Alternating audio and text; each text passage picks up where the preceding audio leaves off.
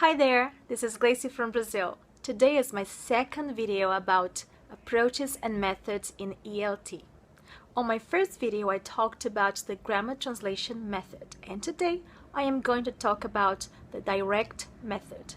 Welcome to my teaching world.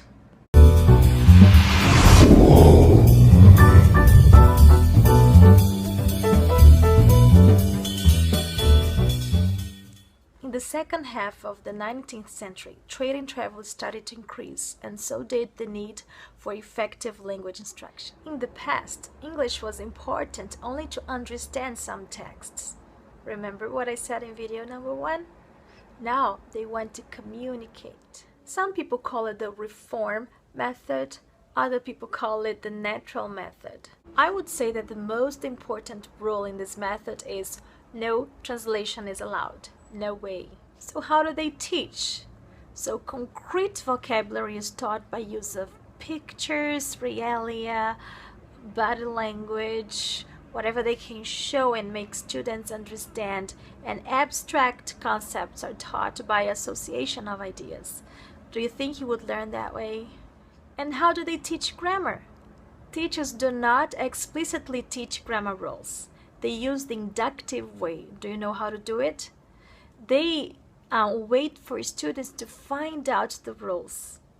They put examples on the board, and then students have to analyze the examples and find out what the rules are. They use the inductive approach. Lessons are usually built around topics like sports, their everyday lives, familiar contexts. However, the language throughout the lesson is modeled by the teacher all the time. The teacher is in control all the time, and for me it seems very unnatural, although it's called the natural method. Of course, if you compare the direct method to the grammar translation method, you can see a huge difference. In the grammar translation method, they could use language one, they would have lists of words to memorize.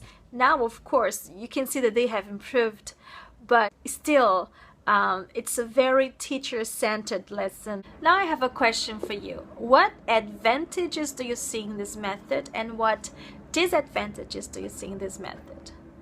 From my point of view, there are some great advantages. For example, the use of realia, the use of pictures to avoid language one.